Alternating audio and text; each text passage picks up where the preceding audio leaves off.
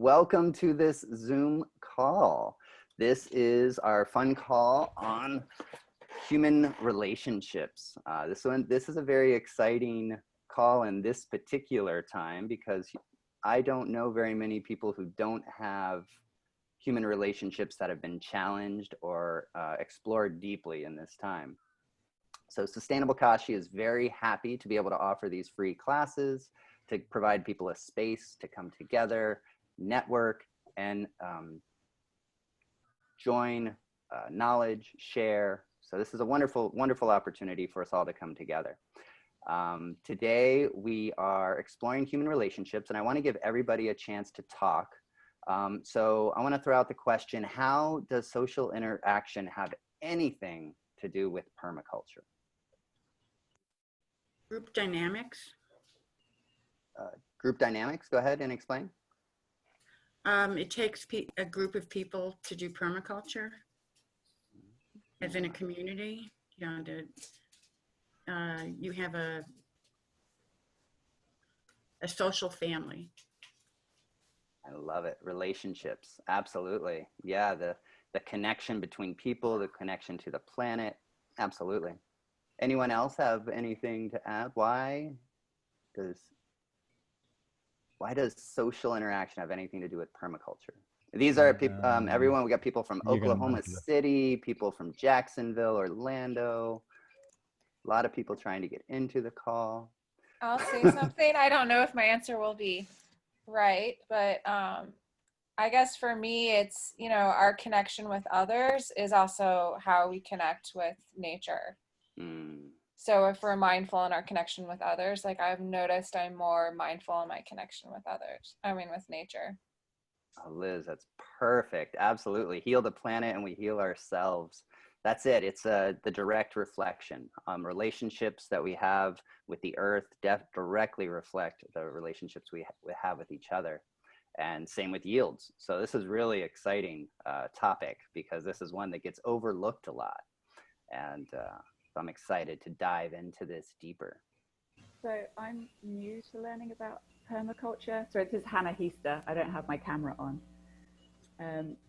But from what I understand is there's a interaction within a permaculture system where all the different levels and parts of the system are interacting and supporting one another and benefiting from their diversity within one another. So I think there's an element of maybe trying to mirror what we want in our social systems within the ecosystem of permaculture. Perfect. All right, I think we're all in the right place here. That is correct. That's yeah, basically the direct relationships, the interactions. Okay, that's why we're here. One of the biggest misunderstandings in permaculture is that it's an agricultural science, that we're all here just to grow food. And that's a big hurdle for me to overcome in a lot of classes I do. And true, food does bring us to this beautiful place of connection. And agriculture gives us a great framework for the laws of nature, because it's very clear that if you don't water your plants, they don't do well. But it's just one aspect of permaculture. The commonly used permaculture flower has 7 aspects of permaculture. Only 2 of them have to do with food. So there's a lot more. Today, I'm very happy to introduce David Ahlgren. I met David Ahlgren probably 2 years ago at a sustainable living conference. And I just saw this like bright-eyed spirit bustling down the path, and I started talking to him, and he started talking about deep principles of permaculture in social relationships and Earthworks, and just these, I was like, where are you from? And of course, he's from the West Coast, and he came to us, and he is now one of us. He's a Floridian. So we're very happy to welcome into the fold of Florida permaculture family. And it's an honor to give him the stage. And thank you, David, for being here and sharing with us. Thank you, Terry. I actually feel like one of my best examples of human relations within this community is meeting the Floridians. I'm gonna take out my earbuds a little bit so I get myself some pressure off my ears. Well, since I got here, it's been really amazing to come into a community that didn't know me teaching or my Earthworks, and to just be questioned, to have feedback loops, and to join another community. And it reminds me sometimes of planting a tree that's not normally within an ecosystem, and seeing that tree find its place. And it's been a joy, and it's an honor to be brought into the fold and given opportunities, and also been given challenges. And I've also really enjoyed the challenges of my research here in Florida, because, you know, in Oregon and Washington, people don't challenge me anymore.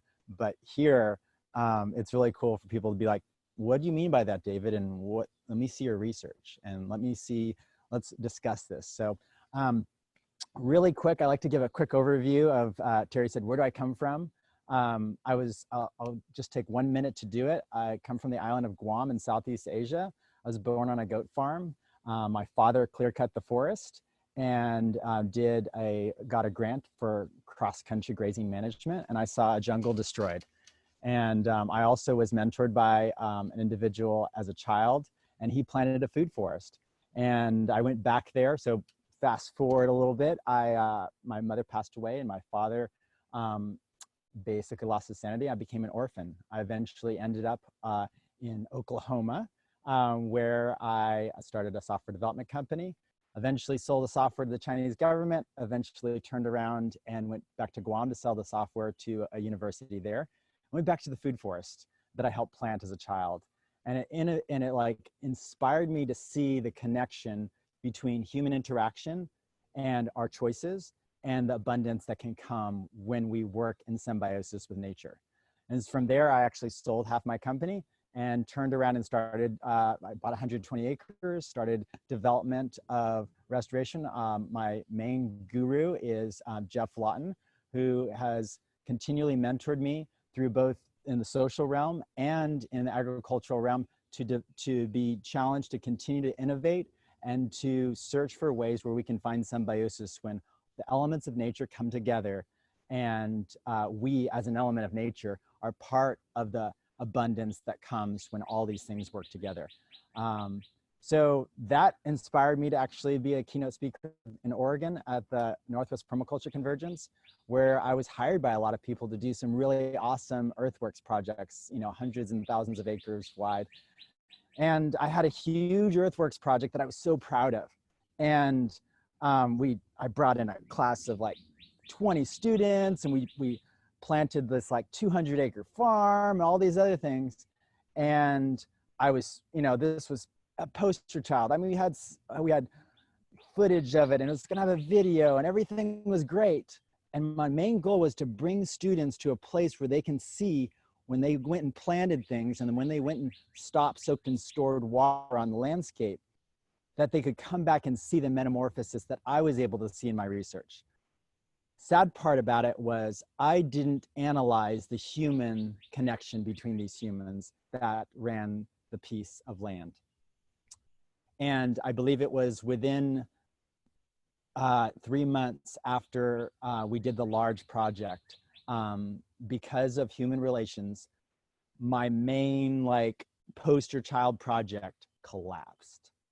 And I've always been like a geek of like, you know, I come from a different culture. I've always been like reading the books. Permaculture of People is a great book, you know, nonviolent communication, and, you know, the 4 Agreements. I'm really been a geek of that. And I've always, you know, studied permaculture in the human relations sector, but I didn't realize that that was my missing link. And that was the failure, that was Achilles heels of the element that I didn't design within my permaculture system. So then I actually decided, you know what?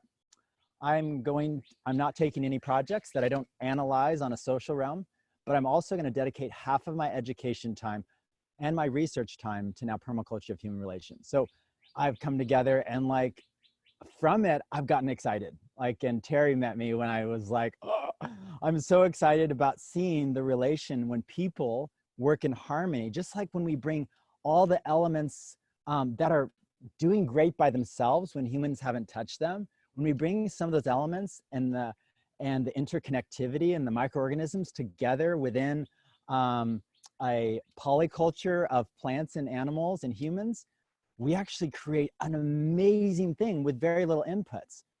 But as most of us realize today, the way we're relating as humans is not been turning out to have this abundance that we see in nature untouched.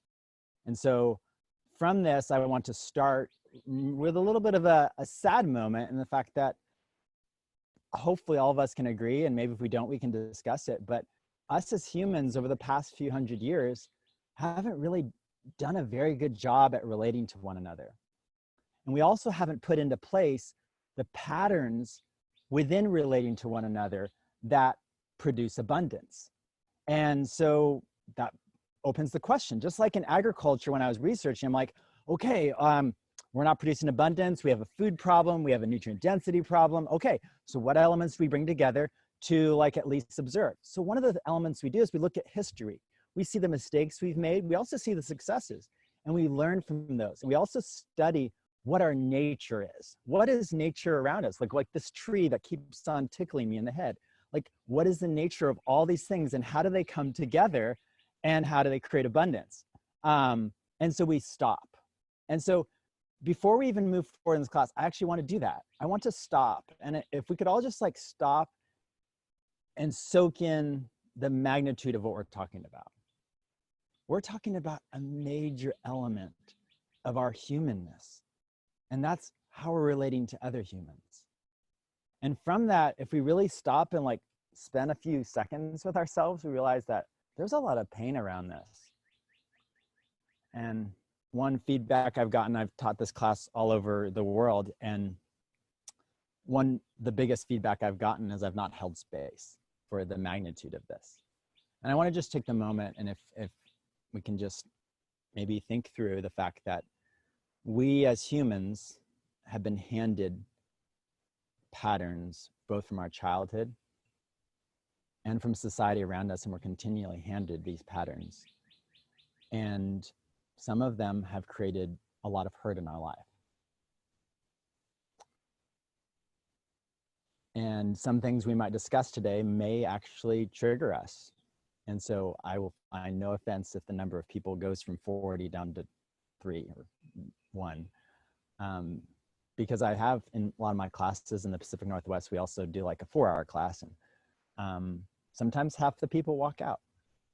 And then half of those people come back and say, you know, David, I wasn't ready for this. It's really hard. We may not get super deep. I have a lot of exercises I do when I'm facilitating this class. So I welcome people to follow me on Facebook. And so maybe you can find out where I'm facilitating, not as much a class, but more of a discussion, more of a circle of people coming together and discussing this. And this is not, oh, take the class and you pass the class. This is more of like, I want to today give you a little hors d'oeuvre, a little taste of this discussion. And it's exciting to see the abundance that can come when all the elements come together. And so just like I got excited when I started planting the seeds within the ecosystem on my farm and was able to see the abundance that came from it, I was excited to see when I started to see the elements within history and the elements within our human nature.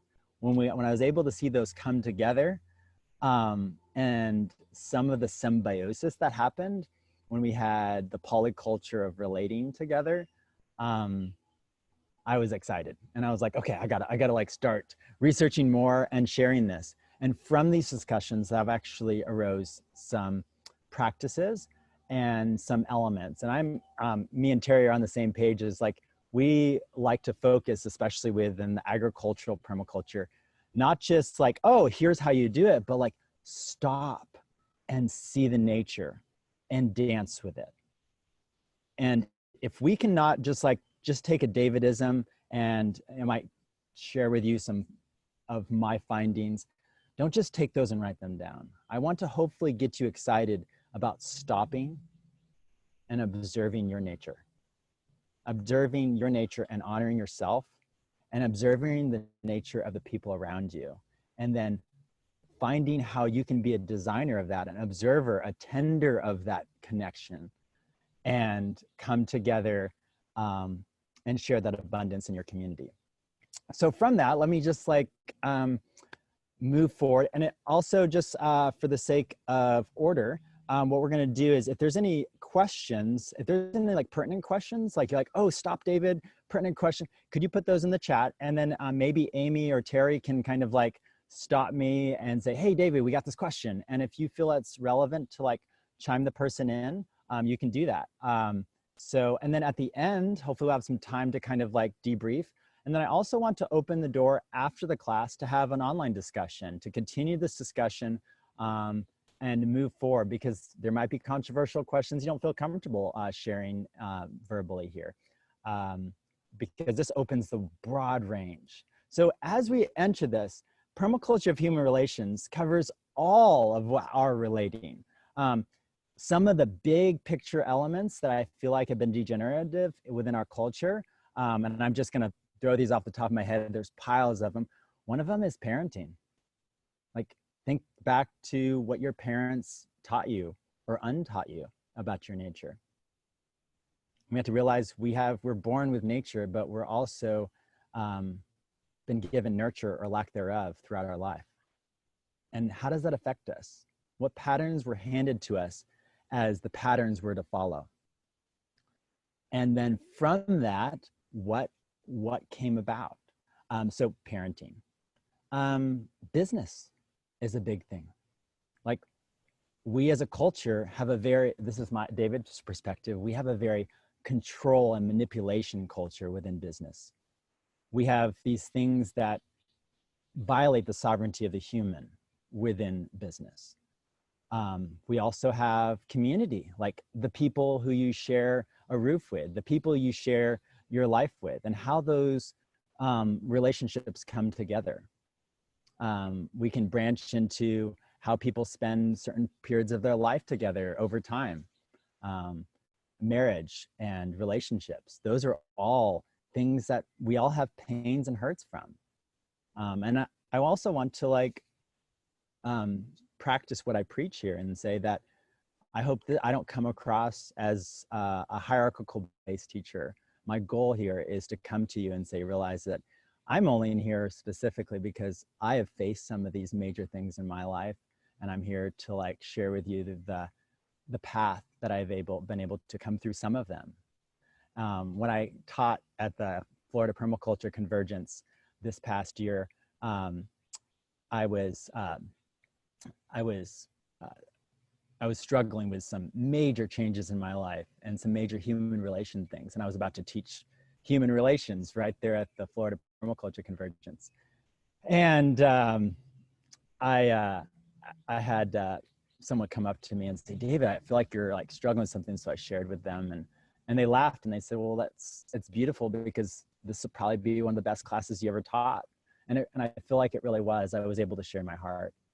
So as we move forward, there's a whole grocery list of things that we cover in human relations, but I want to kind of back up and cover permaculture in general. And so permaculture in general kind of has three pillars, and there depends on the teacher you're talking to. They have their own little element, you know, David Ahlgren versus Jeff Lawton versus Bill Mollison versus Terry might all have different ones. And I have a David version of human relations. And so, you know, people say it's earth care, people care, and fair share is one element. I don't know, I think it's a David Ahlgren quote or Mollison.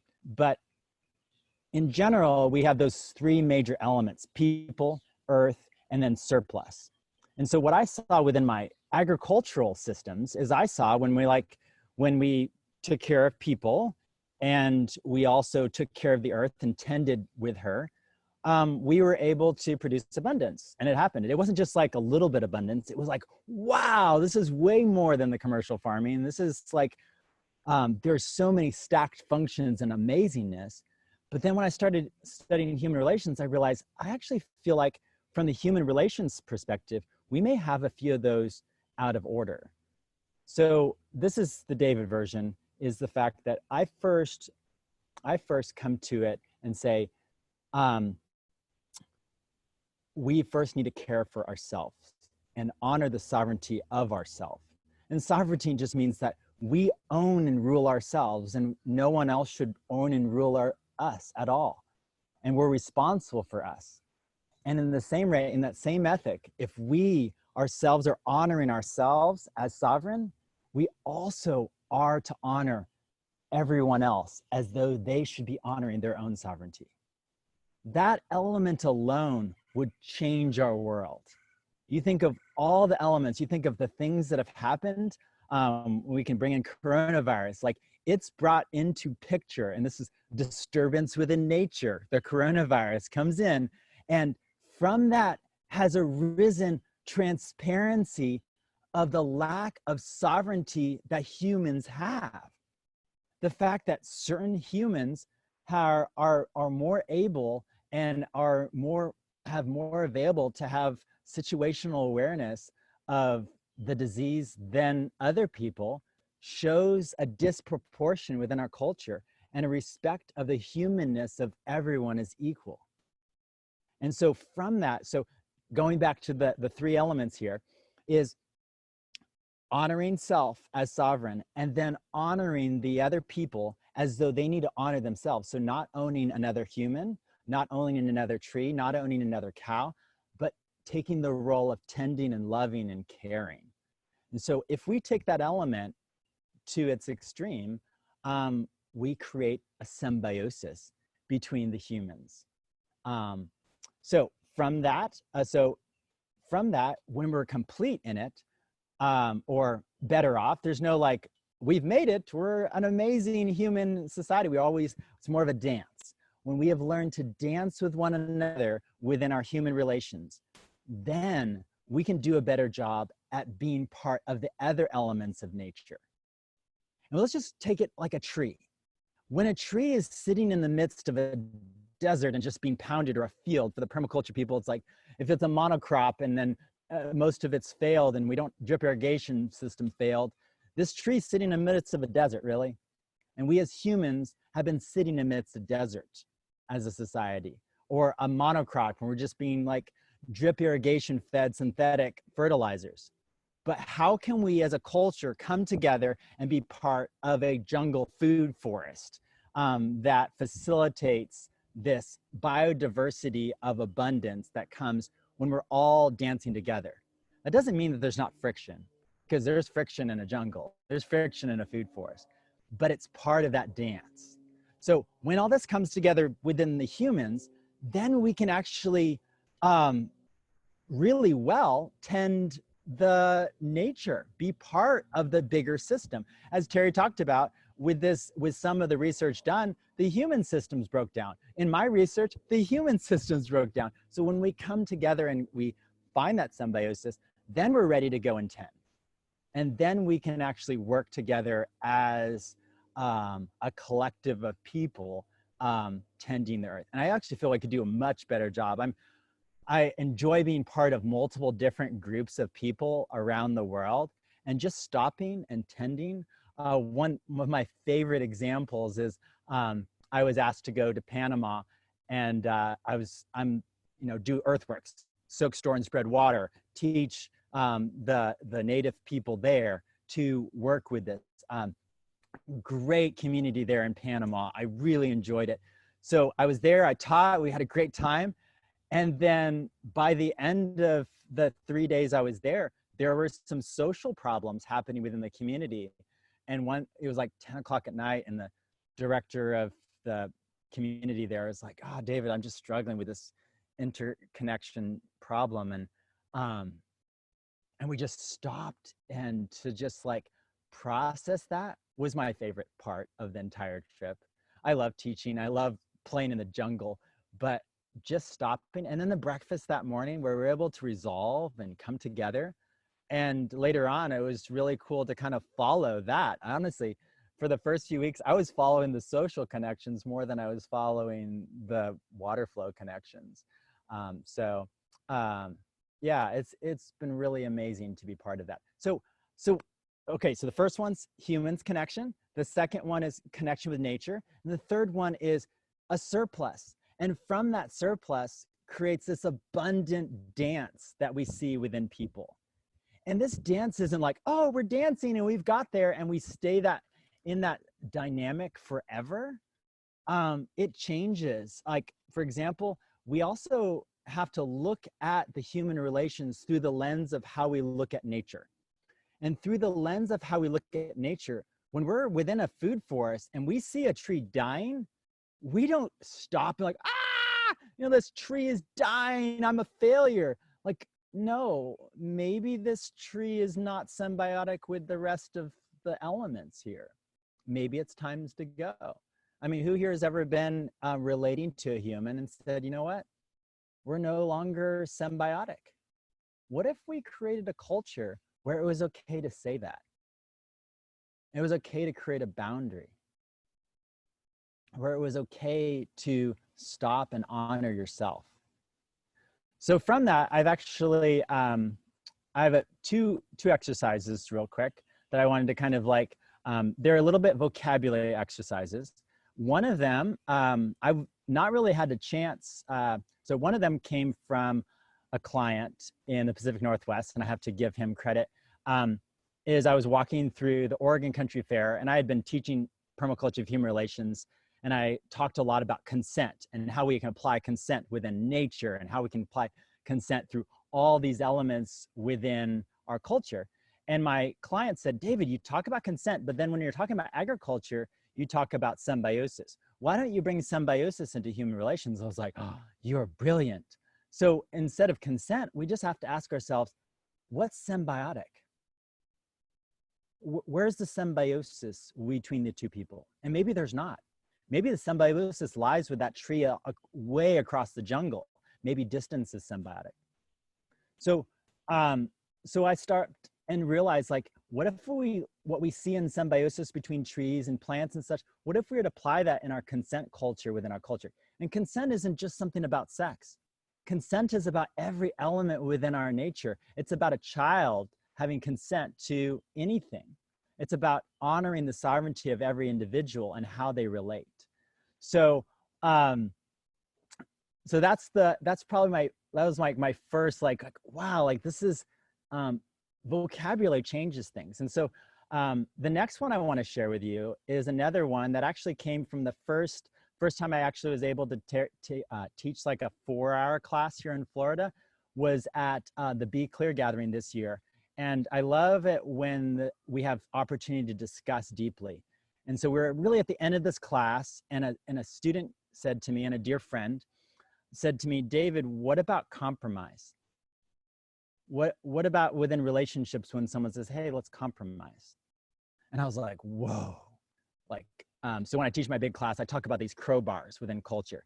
Like, people are the patterns within our culture. We've been handed these things that we put into relations, and we crowbar people. We are violating their sovereignty because we have power over another person. So I first said, my first response was, that's a crowbar. Like, that's really something that is a control over another human. And I didn't have time to really digest it and design based on it. But as I started to process that, I actually was headed to Virginia, and I was in the car with another dear permaculture designer, and he was talking a bunch of stuff about trees and such. And he talked about harmony. And as he was talking about the harmony, it reminded me of the word symbiosis.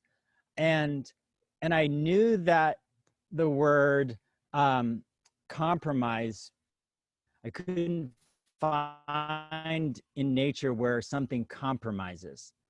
And so from that, I actually turned around and I said, you know what, whenever we have a situation where you are asking yourself, should I compromise? I would ask that people start to question, could I replace the word compromise with harmonize? And if we can replace the word with harmonize, well, then it's a great opportunity to harmonize between people. And the harmony that we get when we stop compromising and we choose to harmonize, that's where this dance happens. And just think of it like think of anything else within nature, it doesn't really compromise itself. And I don't think we need to. I think it's a pattern within our culture that is degenerative for us to compromise our boundaries, compromise our needs, compromise our beliefs for the sake of another. The question is, how can we harmonize those relations? And these are just philosophies, but I want to like open the door at this point to moving from philosophy into application. And how do we move from having this as kind of this fairy tale into how can we apply it? How can we apply these elements in a dance between humans? And from there comes like a broad range of the things we deal with as a culture. So I also want to, I've shared this a few times and people find it really helpful. And I do believe, if we can go back in time, sometimes we can give some of the answers to this. And one of the answers that we have, and I share this both in the agricultural realm, but in the human realm is the element of time. So whenever we're struggling with a relation, sometimes, or even relation with ourselves, is sometimes stopping and observing. And we do this in nature all the time with permaculture, is we're stopping and observing the interconnectivity. And we don't act. Sometimes we stop on a piece of land. I have a rule, I don't do earthworks on a piece of land until we've observed it for a year.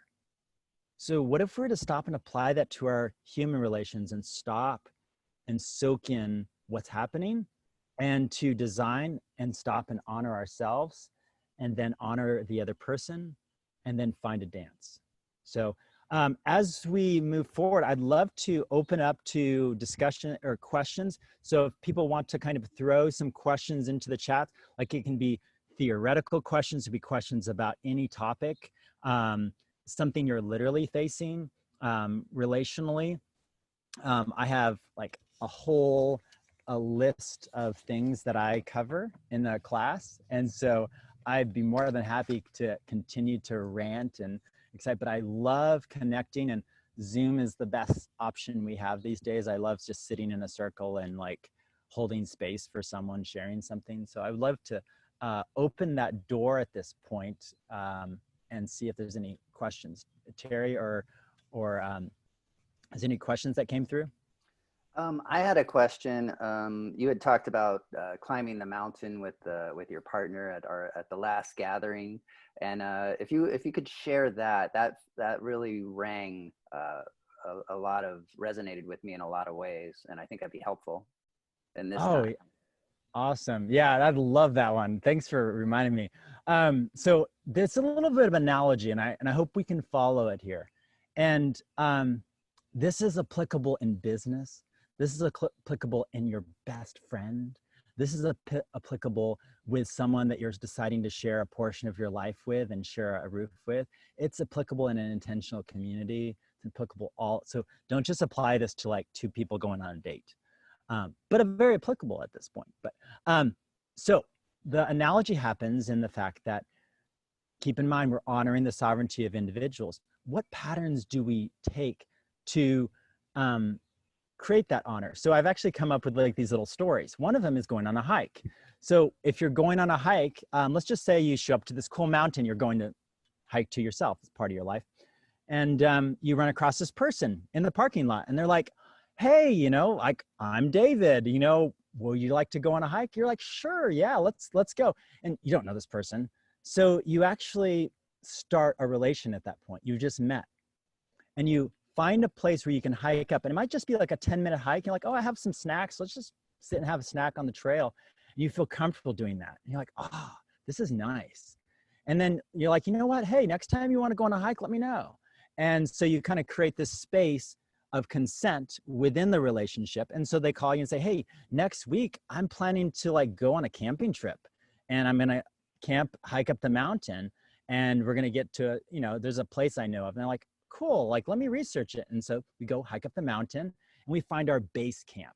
And it's some place within a relationship, in an analogy, it's some place where you feel safe. A base camp is a place where you can kind of sleep and rest, and you can find that symbiosis. And we see this in nature all the time. When we come to a point, and people who are permaculture, you find a point where you start to see the trees coming together and all the elements just like, you're plateauing. It's like, this is nice. But the same rate, we as tenders of the relationship or the relationship with nature, we also sometimes want to just not just be stagnant. We also want to create a little bit of disturbance within the nature relationship because we want to do amazing things. We want abundance. So nature doesn't do well without disturbances and changes. So we do is we communicate. Be like, hey, you know what? I want to climb, I want to go a little higher. But you know what? I also really enjoy where we're at in relating. This is a safe space for me. This is where my boundary is. But I'm up for exploring up this mountain. And so you actually go there. You say, you know what? Let's communicate. Let's go up this mountain and explore this. And so we get up a little bit higher and you're like, oh, this is really amazing. Next time we go camping, do you want to make base camp a little higher? And we can do this in relationships. We can do this in business. And what it is a tool of consent. And I find a lot of people, this story resonated with them. And I've actually heard people across Florida and the Pacific Northwest talking about, oh, we found base camp like in a relationship. I'm like, wow, that's awesome. That's great. We're like, you're grasping this concept of base camp. And there's a business in Oregon that's like, hey, like the three of us, we've actually found our base camp and we're exploring some other places, but we're always going to come back to this place in business where we're all going to be in harmony and place. And what it does is it creates stability. It's kind of like Terry or any of these other permaculture designers. Like we have places where we're like, oh, we know that these plants are doing well, but you know what? I really want to try this out. I want to try this plant out, or I want to try this compost tea out. And we do it like, oh, wow. Like that, I'm glad I have a feedback loop because this isn't working. It's important to have a feedback loop. Now, let me take this analogy to a deeper level real quick and help you realize, what does our culture do to us? If you use this analogy, they literally give us cliffs and helicopters. There's no hike up the mountain. They say, hey, you come up here, you're going to be in business with me. And if not, here's the cliff. How many people have been in a relationship with another person that says, you know what? Hey, this is where I need to be at the top of the mountain here. And this is what I need. And you either take the top of the mountain via helicopter or not interested. Well, the answers probably should be, you're not respecting my sovereignty, so I'm not interested. Business, relationship, whatever it might be. But the sad part about it is we also give people cliffs. And we say, you know what? If you don't want this business, we're going to court. Or, you know, or our friendship's gone, you know? I'm like, no, like humans aren't meant to be that. Like, do we really like that? Do we want to give that to other people? Do we want to give them cliffs? Or do we want to give them a nice hike down the mountain back to a base camp? And maybe that base camp, we can always go back down to, the parking lot. And like, you know, we're just going to be acquaintances. And sometimes the best place for certain trees within a system is far away. It's like, this tree has to be far away from that tree. And we also have to realize there's seasons within nature. I might really dance with you, Amy, for a period of time, but later on you're like, David really annoys me at this point in my life. You know, I really can't hear his teaching. He like keeps on rambling. And that's just reality, and that's okay.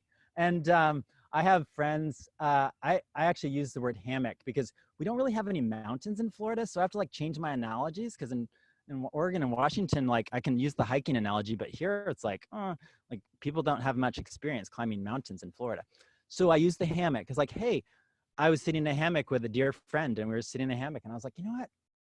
I really enjoy sitting in a hammock with you. I don't want to make any decisions in our relating where we can't ever go back to sitting in a hammock together and just chatting about life. And I like creating those pillars within my relationships. I like creating those pillars within our business, my businesses. And I've been in business. I love teaching permaculture business and money and finances because it's same story, just different application, and the same with nature. So, all right, that's my hiking analogy or hammock analogy. Like, hey, I like to come back to the hammock, you know. I love it, David. I love that analogy. You're the only one I've ever heard use that, and the whole base camp philosophy is just fantastic.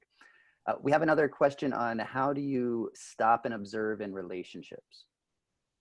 I would say the first thing that comes to my mind is having healthy boundaries for yourself, and boundaries that surpass sometimes the moment. So stopping and knowing yourself and knowing where those boundaries are, and being willing to stop and take the time and only participate in relating that allows you to honor yourself. Because I know there's a lot of relationships that there's no stopping point. It's more just like, I got in the car with you and you're just going a million miles an hour and I can't get out. And we see this in all areas of relating. And so just stop doing that and being okay. First, we have to be okay with ourselves sometimes. And then from there, we're not meant to be by ourselves. I'm not that, I understand we're meant to be in community, but that community, the healthy community, comes from a healthy humans, and humans that are okay with themselves and know themselves. And the same with the plants. If we just put a bunch of toxic plants together that are really struggling, they can't really help each other. But when we create that environment where they can just dance together, then we dance and it's fun. Hopefully that answers the question. No, it's wonderful, wonderful. We're actually running a little short of time, but I just really want to thank you so much for this space and time, and this conversation is just so needed in this time. Can you tell us where to find you, or how to access your work? Yeah, I do have a website, davidahlgren.com. I really don't have it up to date. I'm so doing things. Come visit me. I enjoy people. Facebook is probably the best element. Add me on Facebook. I have an author page. I'm writing a book. But no one really follows me on that. So if you can follow me on that's great. But then also just follow me as a human on Facebook, the biggest community.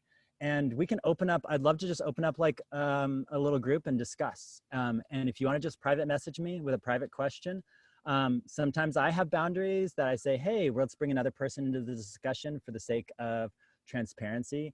But I love discussing, and ask me hard questions. There's no question off the table. I'm an open book, and I'm also an open ear. So let's keep this going. And also, if you follow me on Facebook, I'll post, just like I did this one, I like post where I'm gonna be. Also, Saturday, I'm doing a 30-minute version of this class with another organization. So I'll be posting that on Facebook.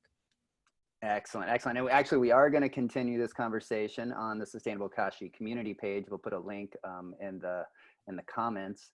And David has graciously donated a free ticket to his Earthworks class over at the Traditional School of Herbalism. So thank you so much, David, for donating that.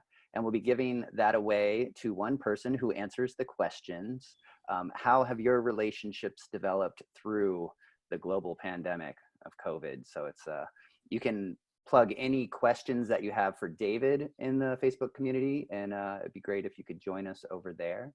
And we'll keep this conversation going, because I know we're all going through this together right now. I really want to thank Amy Zell. Thank you so much for keeping the phones working, getting us all on this call together. It's been a little higher security, and thank you guys for all jumping through the hurdles.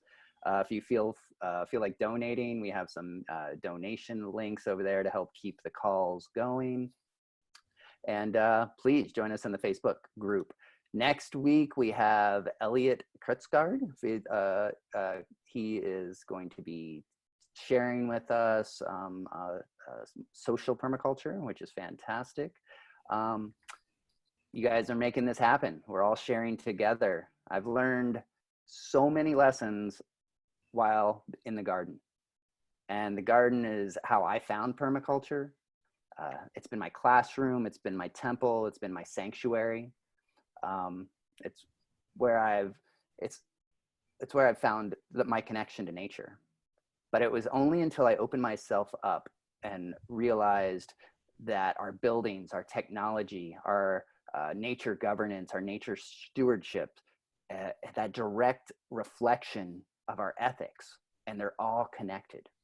So this is when permaculture started making sense to me. This connection, these relationships, they connect all of us in every part of our lives. Thank you, everyone, for nurturing this fertile ground. this is the future, and this is important work we're doing here. And I thank you all for being part of this call, and I look forward to seeing you all next week. We'll see you in the Facebook community group. Answer the question, win a free ticket to David's class. Thank you all. You guys are awesome. Bye, everyone. Thank you. Thank you, David. Thank you, Terry. Great class. Thank you, David. Your work inspires me. Oh, I love working. I love what I do. It's fun. Just come play any day. And we'll see you all in the community group. Can't wait to chat.